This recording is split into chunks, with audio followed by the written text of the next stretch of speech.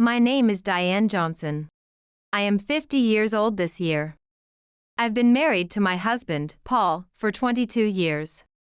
Today is our eldest daughter's important wedding ceremony. We are about to meet both families, but I can't find Paul anywhere. Is Dad not here yet? Our eldest daughter asks anxiously.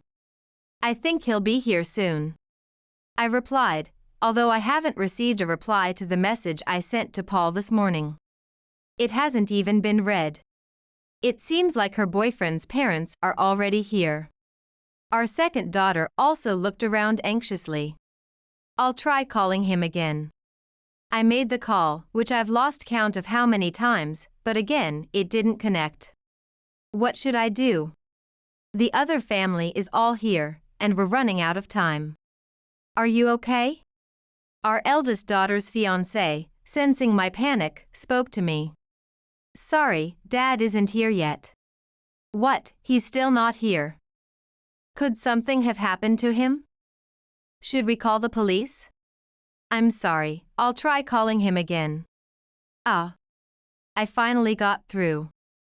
Hello, where are you now? What's with all the calls? How can you say what's with all the calls? Where are you? Does it matter where I am? Today is the wedding. Where are you now? The greetings are about to start. Oh, I forgot it was today. Sorry, I can't make it. What? What are you saying? I'm currently on a trip abroad with my lover. I'm going to divorce you, you money-eating wife. Wait, what do you mean by lover? Well, that's how it is. You take care of the rest. Paul abruptly hung up. I stood there, dumbfounded, not understanding what just happened, when Kristen spoke to me. Where did Dad say he was? He said he couldn't come today. What? Why can't Dad come? Our eldest daughter started to get angry. But with her fiancé there, I couldn't reveal that Paul was on a trip with his lover. It seems that Dad had an unavoidable work commitment and suddenly couldn't make it. Then, what about the wedding? As the fiancé's parents look unsettled, our eldest daughter said, please let us proceed with the wedding as planned. We ask for your understanding. Is it okay to go ahead without your father? Yes, it's fine. So, we can't do the greetings, but we would like to continue with the wedding. Mom, Dad, is that okay? If you're okay with it, then it's fine by us. I'm really sorry. Thank you very much. The wedding was carried out without my husband. Although there were some concerns, thanks to the staff, everything went smoothly. Later, we promised to have a family meeting, and the day ended there. I returned home, tormented by guilt for causing trouble not only to my daughter but also to her fiancé's parents because of my selfish husband. Sorry to have to tell you, but your dad has a lover. When I start to tell my daughters about today's event with my husband, they said, it's okay. We kind of guessed. Yeah, we knew. What?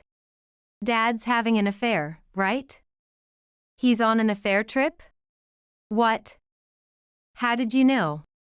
We saw him once when we were coming back from the station. He was walking arm in arm with another woman. But you seemed unaware, so we decided not to say anything. Sometimes, it's better not to know certain things. As my daughters slowly started to talk, I was so pitiful that tears came to my eyes. Sorry, I didn't know anything. It's okay. You're not the bad one. Dad is, right? Besides, ruining my engagement day like this is just the worst. That's why we continued with the wedding. Dad doesn't matter anymore.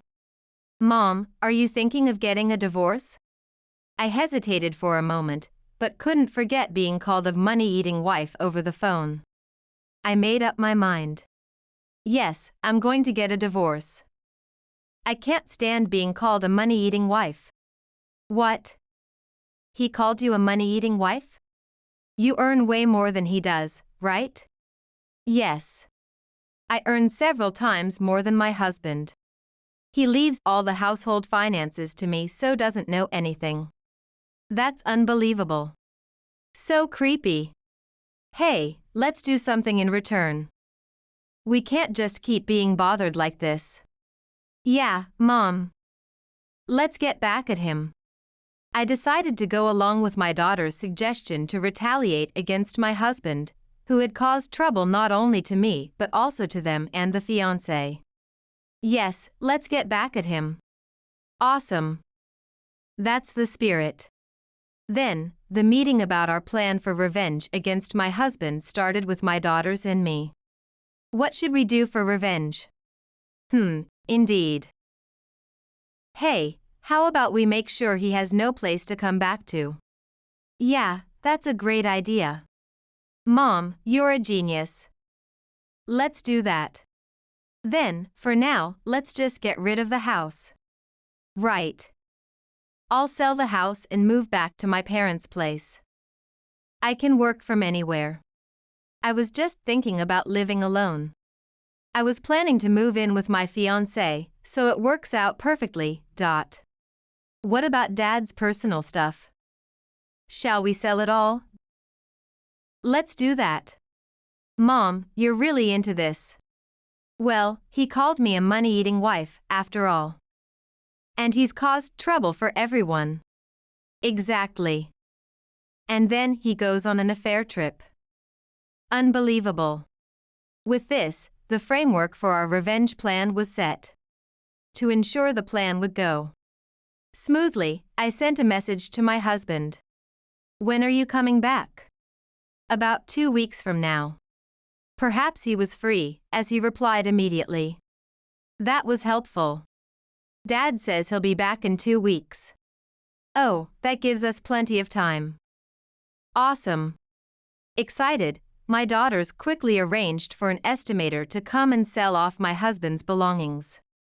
Due to the house's good location, it quickly found a buyer. We managed to sell the house and my husband's personal items within about a week, and the plan proceeded smoothly. Wait, my credit card is missing. What? Could it be? Dad's using your credit card on his overseas trip. Check the spending history right now. Okay, got it. Urged by my daughters, I checked the spending history, and it was clear it was being used in foreign stores. Let's stop the credit card now. Right, I'll call the credit card company right away. The credit card company stopped its use due to suspected fraudulent activity. About an hour later, my husband called. Hey. My credit card's been blocked. Yes, I had it stopped. It was being fraudulently used. I can't pay for food. What are you gonna do about it? I don't know. Perhaps you should ask your lover to pay. With that, I hung up. Perfect. My daughters were still high-spirited. The phone continued to ring afterwards, but we ignored it. If he finds out he can't use the credit card, he might come back early. We should move out sooner to be safe. At my daughter's suggestion, we moved out a bit earlier than planned. The day after we moved back to my parents' house, my husband called, probably having just returned to the country. Hey, I can't get into the house. What the hell is going on? That house has already been sold. What? You can't just do that. The house was in my name, and it was given to me by relatives when I was single, so there's no problem. Originally, the house we lived in was given to me by relatives when I was single, so my husband had no say in it being sold. What about my stuff? I don't know. What? Well, I guess it's fine. I'm going back to Kristen's house. Good luck with your move. He hung up abruptly. Unfortunately, he won't be able to return to Kristen's house either. I had already informed his company about the situation. It was well known within the company that he was having an affair with a person named Kristen, and they promised to handle it quickly. By now, Kristen should have also received a call from the company. A few hours later, my husband called again. Hey, I can't get in touch with Kristen. You must have done something. I just informed the company about everything. Why would you do that? I expect you'll be hearing from a lawyer, so please don't contact me anymore. Hey. He started to say something, but I hung up since there was no point in continuing the conversation. I had already consulted a lawyer skilled in dealing with infidelity and intended to properly punish Kristen as well. A few days later, a meeting was scheduled between the lawyer, me, Kristen, and my husband. That is what Mrs. is demanding. Come on, I can't pay $30,000. Hey, I don't have that kind of money either. You say it's an affair, but there's no proof. Here is the proof. I produced a photo of my husband and Kristen entangled naked. Why do you have this photo? The photo folder on my husband's phone was synced with the home computer. Hey, it's a crime to look at someone's photos without permission. No, it's not a crime. If you can't make the payment, it will go to court. I informed them calmly. So, I guess. Then, Kristen, let's get married and pay for our sins together. My husband looked earnestly at Kristen. What a sight to behold. What? No way. Absolutely not. But I thought we were going to get married. That was just a casual decision, right? What? I was serious. Anyway, if you can make the payment, there will be no problem. Come on, that's cheating. I was not having an affair with him. It was just a sugar daddy situation. What? He gave me presents and lots of money, so I just met with him. I was never interested in you from the start. Sugar daddy? You know, I was planning to marry you. Anyway, I'm not interested in someone like you and I wasn't having an affair. Given that there was a physical relationship, it constitutes an affair. If you do not pay, we will take this to court. At that moment, when I could no longer bear to watch, my daughters entered. Hello, Kristen. Thanks for looking after our former father. We brought Kristen's fiancé. A handsome, refreshing-looking man appeared from behind my daughters. Kristen. Wait, what? Why? Kristen, what do you mean by fiancé? Kristen, you have a fiancé who you are planning to marry next month, right? How did you know? How? It's on your Instagram. My daughters had been gathering evidence and found Kristen's Instagram. However, the man posted there was not my husband, but a handsome, refreshing man. As they scrolled through the posts, he was introduced as her fiancé, whom she was planning to marry next month. You were having an affair? No. This isn't an affair. Ah, that's right. I didn't know this guy was married. So it's not an affair. What? But you always said, hurry up and divorce your wife so we can get married. Kristen hung her head. I want to cancel our engagement. I will also demand compensation. Wait, please. With that, the fiancé left. Please stop lying. Just pay the compensation without a word. Please communicate through my lawyer from now on. With that, we left, leaving Kristen and my hanging head husband behind. Afterward, I successfully submitted the divorce papers and became single. I explained the situation to my daughter's fiancé and his family, and we greeted each other again. I am very sorry for the inconvenience caused by my ex-husband's selfishness the other day. As the three of us, including myself, apologized profusely. Well, such things do happen, please raise your face. Actually, I also remarried my current husband. Really? My previous husband had an affair and we divorced, and then I married my current husband. So I understand how you feel very well. It must have been really tough. Worried that my daughter's wedding would be ruined, I was moved to tears by these kind words. Make sure you punish that ex-husband of yours, said my daughter's mother-in-law with a mischievous smile. Yes, thank you. My daughter also cried, relieved. A few days later, my ex-husband started bombarding me with calls and messages like a demon. I'm really sorry. I was wrong. Please, let me make it up to you. The only person I truly love is you. He must have lost contact with Kristen.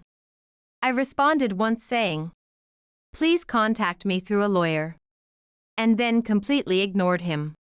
Some time later, perhaps having resigned themselves, both of them paid the compensation. According to a friend of my ex-husband, the two, who were not competent at their jobs, were fired from their company. Kristen had her engagement cancelled and was sued for compensation. However, she did not have enough savings to pay the compensation and had to rely on her parents. Kristen's parents paid the compensation and then disowned her. The one who approached the now lonely Kristen was my ex-husband. In a sense, his continued affection for the woman he even referred to as part of his sugar daddy activities was pathetically loyal. The two of them, having no one else to rely on, became dependent on each other and later married. We got married and are happy. Consider the compensation as severance pay. You're just a scary money grubber. They sent me a video mocking me. They seemed to have forgotten that they had to pay a penalty for contacting me without a lawyer. Kristen is pregnant. We'll make sure our child doesn't turn out to be wicked like someone's daughter. Oh, that's bad. They continued to mock not just me but also my daughters in their videos. Then one day, I suddenly got a call from my eldest daughter. Mom. This is terrible. What should I do? What's wrong? Calm down. I can't calm down because that Kristen, who had the affair with Dad, is at my workplace. What? Kristen joined my company. Really? It appears that Kristen, who had an affair with my ex-husband and later married him, had joined my eldest daughter's workplace. I heard someone named Kristen Johnson joined, and I thought it couldn't be, but when I checked, it was her. What a coincidence. Yeah. It's complicated, but it's over, so I'll just act normal. Sorry about that. Why are you apologizing, Mom? Sorry, that's it. She hung up. I thought I wanted no more involvement, but such a coincidence had to forge a connection. I spent some days hoping nothing would happen. Hello, Mom. Are you okay now? I'm fine. What's up? My eldest daughter called again in a panic. Mom, are those two still sending you videos? I hadn't talked much about the videos they sent to avoid troubling my daughters. Yes, they still send them. But it's okay. I'll claim the penalty. They're still sending them. What are they about? About? Well, recently they mentioned that they had a child. A child? Yes. What about it? Can you send me that video? I can, but what will you use it for? I still haven't gotten back at him for ruining my wedding. I'm going to get revenge. I don't really understand, but make sure you don't get caught. Don't worry. I'm just going to show them hell. Without fully understanding, I sent the video sent by the two of them to my eldest daughter. A few days later, according to my daughter, it seems that Kristen was having an affair again. It was another affair at work, and the man involved didn't know Kristen was married.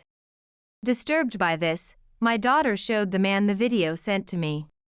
The man was furious and confronted Kristen. Kristen, you're the worst. Hiding the fact that you married through an affair. You're having an affair with me too, right? You're really the lowest. He said. No. But I like you. Shut up. Don't ever contact me again. Was the exchange that unfolded at the office, my daughter recounted with a hint of glee. I thought, I wouldn't want my daughter as an enemy. The man Kristen was involved with turned out to be her direct boss. Because of this, Kristen lost her job again. Afterward, my ex-husband started sending me messages complaining about Kristen. She was having an affair again. She's the worst. The child that was born doesn't look like either me or Kristen. It's definitely a child from an affair. He messaged. Even without asking, I could tell it was like hell. Apparently, the child that was born didn't resemble either Kristen or my ex-husband. Combined with the fact of being cheated on, my ex-husband couldn't help but doubt the child's paternity. As my daughter said, it seemed like he was indeed seeing hell. After that, I made sure to claim the penalty fee from the two of them. According to what I heard, the child indeed wasn't my ex-husband's. Kristen had multiple partners, and it was unclear whose child it was. Unable to raise a child whose father was unknown, my ex-husband divorced Kristen, and she was sued for compensation from various parties. The one she asked for help was me. Diane, please help me. I beg you. Kristen messaged me. Even though she was abandoned by her relatives and friends, it was insane to rely on me. I have no place to work, and we will starve if this continues. She clearly intends to exploit people's kindness. I considered continuing to ignore her, but I couldn't turn a blind eye when a child was involved.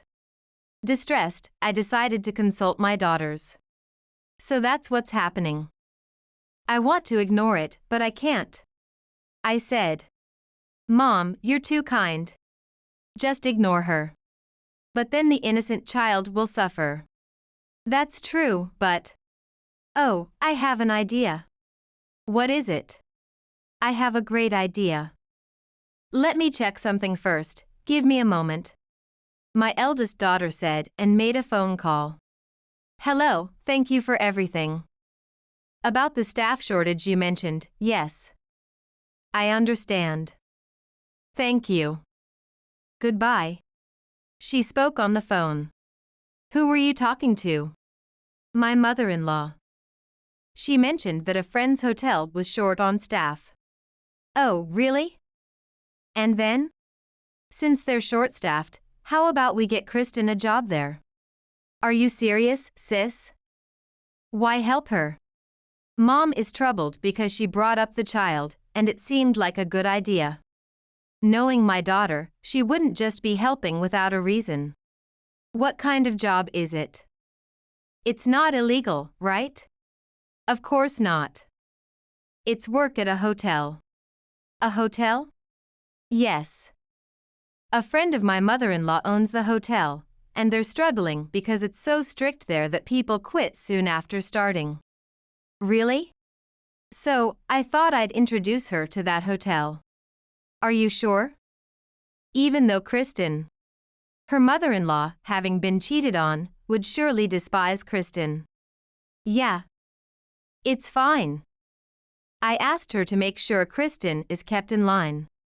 Well, if that's the case, then it's okay. So, Mom, tell Kristen to come to the station at 10 a.m. tomorrow if she wants help. Okay, I understand. The next day, Kristen, though seemingly uncomfortable, duly appeared to receive the job referral. Anxious about what might happen, I called my daughter. How was Kristen? She was really being disciplined by the manager. From manners to everything, she was a mess. But it seems she's trying hard to make a living for her and her child. Is that so? A weight seemed to lift from my heart, the weight likely stemming from the guilt of my husband wrecking the life of a girl the same age as my daughter. Though demanding compensation and seeing them fall into hell hadn't eased it, hearing about their efforts to restart their lives did, just a bit. Then, through a lawyer, my ex-husband contacted me again, insisting on meeting to discuss something urgent. I decided to meet to put a definitive end to things. The meeting place he chose was a nostalgic family restaurant. It felt like he was trying to exploit my sentimentality. When I entered, my ex-husband, who looked so haggard as to be unrecognizable, was already there. I'm sorry for today. Thank you for coming. Just tell me what you need to say. Actually, I have no money. What? I know it's wrong to ask you, but you're the only one I can ask. I was deceived by that woman. He began emotionally.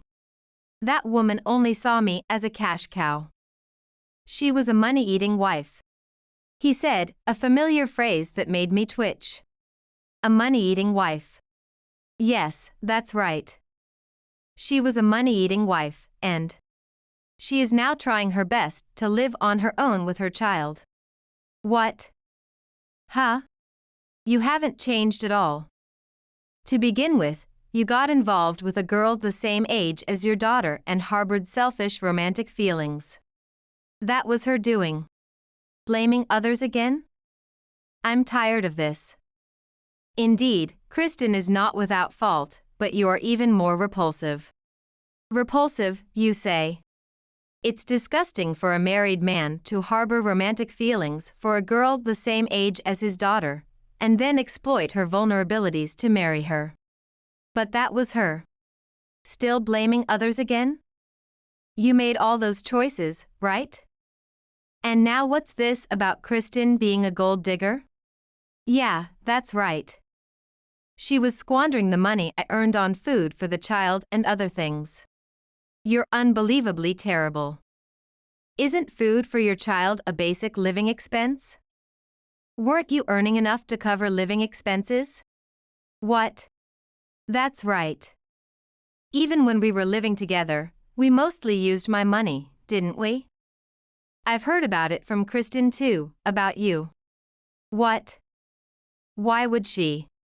You were apparently pouring all the living expenses into gambling and alcohol. This was something my eldest daughter apparently heard from the hotel manager. It's because she irritates me, I can't help it. What about the living expenses? Well, she was getting money from men. Just as I had heard. Kristen had never earned money except through sugar dating. After my ex-husband stopped paying for living expenses, she started sugar dating again, including with her direct boss. Others she was involved with were also for sugar dating purposes. Among them, there were demands for physical relationships, and she ended up having a child with one of them. Tracing it back, it was because my ex-husband squandered the living expenses on gambling and alcohol. So, Kristen wasn't a money-eating wife, then? What? Why? Wasn't Kristen earning her own living expenses while raising her child? That doesn't make her a money-eating wife. That's... Who really was the money-eater? What? Whether it was when you were married to me or to Kristen, who really was the money-eater? Was that all you wanted to talk about? Wait, just wait a second. Goodbye, money-eating husband. With that, I left the family restaurant. Just then, Kristen, who had brought her child, was coming out of the same restaurant. Why are you here? I'm sorry. I could see the two of you talking from outside, and I just couldn't help myself. You were listening? I heard everything. I'm truly, truly sorry. Kristen spoke while sobbing like a child. Hey, Kristen, don't cry. Everything I wanted to say, everything, you said it all.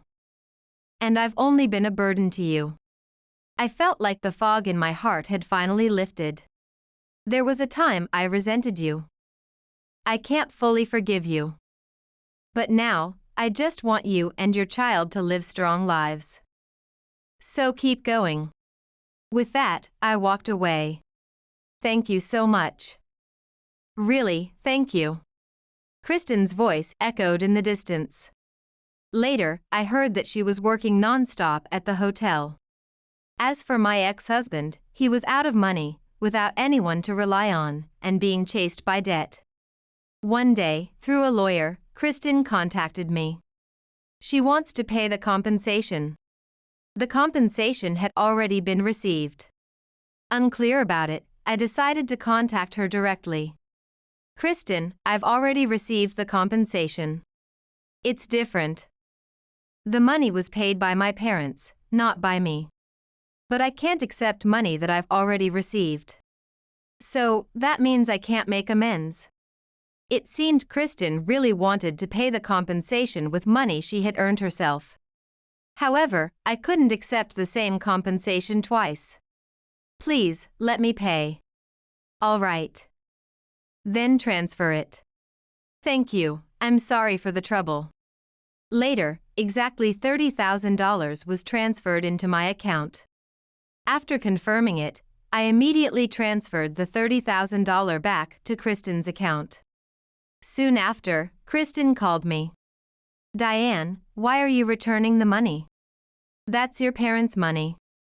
What? I've just received the compensation from you, so I have to return the money your parents gave. Diane. Please, return that money to your parents, and let them see your child. Thank you, Diane. My granddaughter was recently born to my eldest daughter. I became a grandmother. Therefore, I thought Kristen's parents should also see their grandchild, as I suspected they were still worried despite the estrangement. I believe that taking responsibility for compensation in such a manner isn't possible unless you truly care. Later, my second daughter also got married and had children, and I became a grandmother of 2. I hope Kristen and her parents and child find happiness.